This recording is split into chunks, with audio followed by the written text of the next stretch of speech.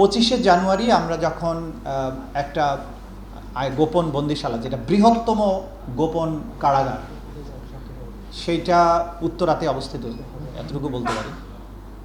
তো সেইটাকে যখন আমরা আইডেন্টিফাই করি, এটা এত বড় সেন্টার ছিল যে সেটাকে পুরো জিনিসটা বিভিন্ন জায়গায় উদ্ধার করতে কয়েক সপ্তাহ সময় লেগেছে এবং এখন পর্যন্ত অনেকটা অনাবিষ্কৃত অংশও আছে এখন, যে আমাদের যারা ভিকটিম, যারা বন্দী ছিলেন সেখানে, গুম হয়ে যারা ছিলেন বছরের পর বছর, তারা 8 বছর যারা ছিলেন, সে ফর এক্সাম্পল, তো তাকে যখন মুক্ত করা হয় 5ই আগস্টের পরে, তিনি অথবা বিভিন্ন সময় যত গুমের শিকার যারা বেরিয়ে আসছেন আগে, সেখানে 1 বছর ছিলেন, 6 মাস ছিলেন, 3 মাস ছিলেন, তারা যারা বেরিয়ে আসছেন তাদের যে সমস্ত স্টেটমেন্ট, এগুলো কিন্তু আমাদের কাছে আছে। গুম কমিশনের কাছেও তারা এসে তাদের বক্তব্যগুলো কিন্তু বলেন। তাদের বক্তব্য থেকে আমরা প্রথমত তাদের স্মৃতির থেকে একটা ম্যাপ আঁকি আমরা। বলা হতো যে, কারণ সবাইকে ইনভেরিয়েবলি সবাইকে কিন্তু হাত পা বেঁধে রাখতো এবং চোখ বেঁধে রাখতো অল দ্য টাইম। কোনো কোনো ক্ষেত্রে বাথরুমে গেলে খুলে দিত, কাউকে রুমের মধ্যে একটু খুলে দিত, কাউকে কিছুদিনের জন্য খোলা রাখতো, আবার বন্দি রাখতো। এই যে প্রক্রিয়াটা, এর মধ্যে যদি 8 বছর থাকে, কখনো কখনো তো কিছু না কিছু সে দেখে। তাকে খাবার দেয়া হয়েছে, চিকিৎসা দেওয়া হয়েছে। এই যে 8 বছরে প্রতিদিন যে সমস্ত ঘটনা ঘটেছে, সেগুলো যখন স্মৃতির থেকে উনি বলতে থাকে, তখন কিন্তু আমি শুধু না, আপনারা যে কেউ কল্পনায় একটা পিকচার কিন্তু আঁকতে পারেন। তো সেরকমভাবে আমরা পিকচার এঁকেছি। সেই অনুযায়ী যখন আমরা এটা আবিষ্কার করলাম, তখন এই সেন্টারের সাথে যার যার পিকচার মিলে যায়, তখন সেই ভিকটিমকে নিয়ে আমরা আবার সেখানে নিয়ে যেতে হবে, দেখেন তো এটা কিনা। তখন তার আইডেন্টিফাই করে, yes, this is the room. তো তেমনি একজন যিনি 8 বছর বন্দী ছিলেন সেখানে, তারই ছিল যে তাকে চোখ বেঁধে প্রথমে দোতলায় উঠানো হয়, দোতলায় উঠিয়ে তাকে ডান দিকে নেওয়া হয়, ডান দিকে নেওয়ার পরে আবার ডান দিকে একটা রুমে নেওয়া হয়। সেই রুমের মধ্যে 5 ধাপ সিঁড়ি দিয়ে ওনাকে নিচে নামানো হয়। তারপরে নামার পরে ওনাকে বাম দিকের একটা সেলের মধ্যে রাখা হতো।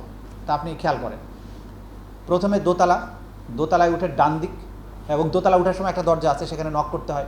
ভিতর থেকে আইডেন্টিফাই করে, একটা জানালা দিয়ে জিজ্ঞাসা করে, দেখে, তারপরে সেটা খুলে, তারপরে ভিতরে ঢুকে ডান দিকে যায়, ডান দিকে যেয়ে আবার ডান দিকে 5 ধাপ নামে। আপনি জাস্ট ম্যাপ আঁকতে থাকেন। তো রুমের ভেতরে 5টা সিঁড়ি, সেই সিঁড়িতে নামার পরে বাম দিকে একটা রুমে নেওয়া হয়।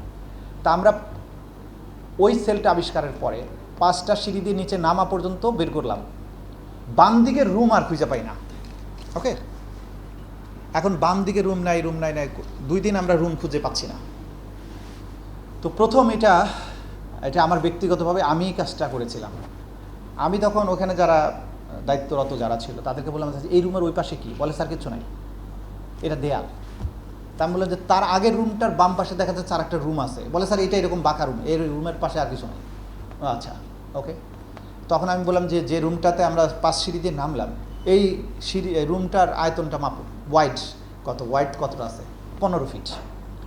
আমি আমার ইনভেস্টিগেটরদেরকে বললাম, আপনি নিচে যান, নিচে গিয়ে বাইরের ওয়ালটা মাপেন। বাইরের ওয়ালটা এদিক থেকে এদিকে 27 ফিট। তো উপরে আমি পাচ্ছি 15 ফিট, তাহলে বাকি 12 ফিট কোথায় গেল? তখন আমি বুঝলাম এর মধ্যেই ঘটনা আছে। তখন এই ওয়ালটা আমরা, যে ওয়ালে গিয়ে আমি থেমে যাচ্ছি, যে ওয়ালের পরে আমার রুম থাকার কথা, সেটা তো নাই, এই ওয়ালটা আমরা স্ক্যান করতে শুরু করলাম। স্ক্যান করে বোঝা গেল যে এখানে 2টা দরজা ছিল, একটা জানালার মতো একটা গ্রিল ছিল, সেগুলোকে ওয়াল তুলে আটকা দিয়ে রং করা হয়েছে। রং করলেও আপনি ডিফারেন্সটা কিন্তু বুঝতে পারবেন। দেন আমরা আইডেন্টিফাই করলাম যে এইটার ভিতরে রুম আছে। তো তার আগে যেহেতু বোমা উদ্ঘাটন হয়েছে, সেজন্য আমরা রুমটা ভাঙার ঝুঁকি না নিয়ে ড্রিল মেশিন দিয়ে রুমটা ছিদ্র করলাম, যে ভেতরে কি আছে। ছিদ্র করার পরে দেখা গেল যে ভিতরে 2টা বড় বড় রুম আছে।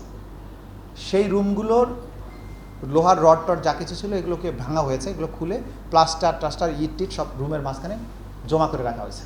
তো দেখে বোঝার চেষ্টা করলাম বোমা নাই। তারপরে আমরা মেশিন নিয়ে গিয়ে, ওইখানে কিন্তু আবার বিদ্যুৎ সংযোগ কেটে দেওয়া আছে, জেনারেটর নিয়ে আমাদেরকে কাজ করতে হয়েছে 2 সপ্তাহ। সেটা কেটে আমরা দরজাটা বের করলাম, দরজা বের করে ভিতরে ঢুকে বন্দির বর্ণনা অনুযায়ী ওই রুমের সাথে একটা বাথরুম ছিল, সেই বাথরুম আর খুঁজে পাই না। আবার দেয়াল স্ক্যান করলাম, দেখলাম যে এক কোনায় বাথরুম ছিল, সেটা দরজাটা ওয়াল তুলে বন্ধ করা হয়েছে। সেই ওয়ালটা আবার ভাঙলাম, ভিতরে যে বাথরুম পেলাম। বন্দির বর্ণনা ছিল যে আমি যে রুমে থাকতাম সেই রুমের টাইলসের কালার এবং বাথরুমের টাইলসের কালার 2টা 2 রকমের, একটা কালো আর একটা সবুজ আভো। বন্দি তখন দেশের বাইরে। আমরা টাইলসের ছবি আর বাথরুমের ছবি যতটুকু সরাইয়া বের করতে পারলাম, সেটা ছবি তুলে তাকে পাঠানো হলো। উইদিন 30 সেকেন্ডস উনি বললেন ইয়েস, এটাই সেই বাথরুম যেটা 8 বছর আমি প্রতিদিন দেখেছি। আচ্ছা। আর বাইরে যে 5টা সিঁড়ি দিয়ে যে রুমে নামানো হতো ওইটাও টাইলস করা রুম ছিল, কিন্তু আমরা কোনো টাইলস পাচ্ছি না। দেখি যে টাইলস, কিন্তু এক কোনায় টাইলস ভেঙে একটা অংশ টাইলস রয়ে গেছে। ওই টাইলসটা দেখে বুঝলাম যে এটা কোন কালারের টাইলস ছিল, সেটাও পেয়ে গেছে। এখন এই যে কাজটা করছি আমরা, এখন এই পুরো জিনিসটা কিন্তু আমরা ডকুমেন্টেড করেছি যে আমরা কিভাবে ঢুকছি, প্রথমে ওয়ালটা কেমন পেলাম, তারপরে ড্রিল করলাম, তারপরে দেয়াল ভাঙলাম, ভিতরে গিয়ে কী পেলাম, this and that everything is documented. এই কাজগুলো যখন করতে যাই, ওই সেলটার ভেতরে 3টা 4টা না টর্চার রুম, 3টা ডেডিকেটেড টর্চার রুম পাওয়া গেল। সেই টর্চার রুমগুলোতে সাউন্ড প্রুফ করা, ছাদে সাউন্ড প্রুফ করা, চারিদিকে সাউন্ড প্রুফ করা। এর ভেতরে অজস্র টর্চারের ম্যাটেরিয়াল আছে, কিন্তু তারা যেটা করেছিল এই রুমগুলোর ভেতরে গার্বেজ, ময়লা, আবর্জনা, ভাঙাচোরা চেয়ার, ফার্নিচার, কাপড়, নোংরা জিনিস, এগুলো দিয়ে ডাম্প করে রাখছে রুমের ভিতরে, যে ঢুকে আপনি ঢুকতে পারবেন না। এইটা আমরা ক্রমান্বয়ে ক্লিন করতে থাকলাম। ক্লিন করে অনেক ভারী যেগুলো ফার্নিচার এগুলোকে সরাই ফেললাম। নিচে কাপড় চোপড়, ময়লা আবর্জনা, ছোটোখাটো লাঠি, তারপরে ওই যে ছাদে ঝুলানোর জন্য যে কপি কল ছিল সেগুলো, এগুলো ভাঙা অংশ কিছু কিছু এগুলো পাওয়া গেল। দেয়াল থেকে সাউন্ড প্রুফিংয়ের ম্যাটেরিয়ালগুলো ভেঙে ফেলছে। সে ওই যে শোলা টোলা যেগুলো দেয়, এগুলো কিছু অংশ আছে, কিছু নাই। এগুলো সরিয়ে সরিয়ে আমাদের ইনভেস্টিগেশনরা দেখার চেষ্টা করছিলেন যে এটা কী আছে। তো প্রথম দিন 2 দিন আমরা কিছু পাইনি। 3rd ডেতে আমি বললাম যে একটু মেটিকুলাসলি দেখো, একটা একটা করে কাপড় চোপড়, যে সমস্ত মেডিসিন, তুলা, সার্জিক্যাল টেপ, এগুলো পাওয়া যাচ্ছে। তা আমরা একটা বালতি পেলাম সবুজ রঙের, নীল রঙের বালতিটা দেখে আমি বললাম যে এর মধ্যে কিছু থাকতে পারে। দেখো যে বালতির মধ্যে কিছু তুলা, কিছু গজ, ব্যান্ডেজ, খুব ধুলাবালি পড়া নোংরা, এটা রাখা। তা আমি বললাম যে এর মধ্যে কিছু থাকতে পারে, বালতিটা সরাও।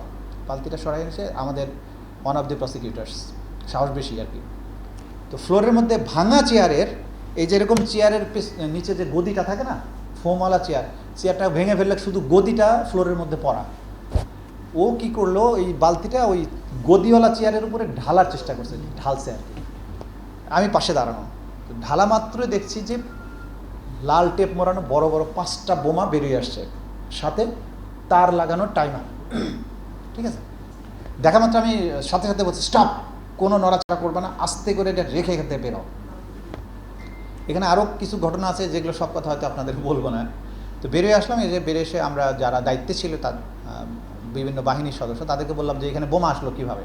বলে স্যার আমরা জানি না।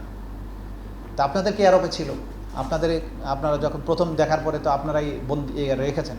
স্যার আমরা জানি না। এনিওয়ে, আমরা সেদিনের মতো 25শে জানুয়ারি এটা বন্ধ করে বেরিয়ে আসলাম। 26শে জানুয়ারি বা 25শে জানুয়ারি আমরা বোম ডিসপোজাল ইউনিটকে খবর দিলাম। তারা 27শে জানুয়ারি তাদের পুরো ইউনিট নিয়ে সেখানে বোম ডিসপোজালের জন্য গেলেন।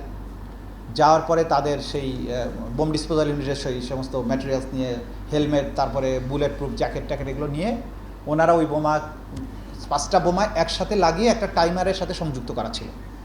তো সেইটাকে বের করে নিয়ে আসলেন। নিয়ে এসে বাইরে এনে ওয়ান আফটার অ্যানাদার ওটাকে প্রথমে বিচ্ছিন্ন করলেন, করে একটা একটা করে বিস্ফোরণ ঘটালেন।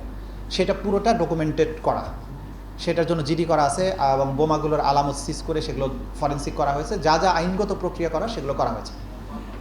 আমরা জিজ্ঞাসা করলাম যে এই যে বোমাটা ছিল এটার পাওয়ার কেমন। তো ওনারা বললেন যে একসাথে যেহেতু ছিল, এটা যদি একসাথে এক্সপ্লোডেড হতো তাহলে পুরো বিল্ডিংটা উড়ে যেত। আমাদের প্রসিকিউটররা খুবই ট্রমাটাইজড হয়েছেন। যাই হোক, আমি বললাম না, কিছু ভয় পাওয়ার কিছু না, ফুটে নাই তো, আমাদের তো আর কিছু হয় নাই। এনিওয়ে, আমরা কেন বলি নাই, তার কয়েকদিন পরেই ডক্টর ইউনূসের ওই আয়নাঘর ভিজিটে যাওয়ার কথা। এখন এই বোমার কাহিনী যদি আমরা বলি তো ওরা নিরাপত্তার অজুহাত দেখিয়ে ওনাকে আর এখানে নেবে না। কিন্তু ওই সেন্টার ভিজিট করানোটা অসম্ভব গুরুত্বপূর্ণ ছিল। আমরা চেপে গেলাম, ওদেরকে বললাম বোম ডিসপোজাল হয়েছে, থাক, এই পর্যন্ত থাক। এরপরে যেটা ছিল ওই জায়গায় আরেকটা, ওই বিল্ডিংয়ের বাকি অংশে একটা অস্ত্রাগার ছিল। অস্ত্রাগার আমরা তখন সংশ্লিষ্ট বাহিনী এবং বিশেষ করে পুলিশের আইজিপিকে এবং হোম মিনিস্টারকে, আমরা হোম অ্যাডভাইজারকে বললাম যে ওইখানে অস্ত্রাগার রাখাটা ভয়ঙ্কর রকমের ঝুঁকিপূর্ণ। একটা বোমা পেয়েছি, আরও যদি বোমা থাকে তাহলে একটা যদি বিস্ফোরিত হয়, অস্ত্রাগার সহ যখন উড়ে যাবে তখন ওই এলাকারই কোনো চিহ্ন থাকবে না। আপনি দ্রুত অস্ত্রাগার এখান থেকে শিফট করার ব্যবস্থা করেন। তো পরবর্তী 2 দিনের মধ্যে ওনারা অস্ত্রাগারটা শিফট করেন। এরপরে পুরো এলাকা মাইন সুইপার বলে, সুইপার দিয়ে সুইপ করা হয় মেশিন দিয়ে। করার পরে যখন নিরাপদ করা হয় তারপরে প্রধান উপদেষ্টা সফরে যান। আচ্ছা, প্রধান উপদেষ্টা সফরে যাওয়ার আগে বোমটা সরানোর পরে মাঝখানে আমরা বাকি বিশাল কমপ্লেক্স বিভিন্ন অংশে যেখানে গোপন বন্দিশালা ছিল, আপনারা জানেন যে আমরা ওয়াল ভেঙে ভেঙে ভেতরে ঢুকে 3 ফিট বাই 3 ফিট 7টা সেল পেলাম, নিচে 10টা সেল পেলাম যেগুলো বন্দি করে রাখা হয়েছিল, উপরতলায় এরকম 27 বা 29টা সেল সেখানে ছিল বিভিন্ন ইয়ার। এবং এখনও আমাদের জানা মতে একটা অংশ অনাবিষ্কৃত আছে, যেটা আমরা খোঁজার চেষ্টা করছি, সেখানে অনেক কিছু এখনও আছে বলে আমরা জানতে পেরেছি। এখন ধরেন এই যে একটা গোপন বন্দিশালা, এর সাথে কয়েক হাজার বন্দির সম্পর্ক আছে। তারা বিভিন্ন সময় এই বন্দিশালায় গিয়েছিলেন, নির্যাতিত হয়েছেন, অনেকে ফিরে এসেছেন, অনেকে কোনো দিন ফিরে আসেননি, আসবেন না।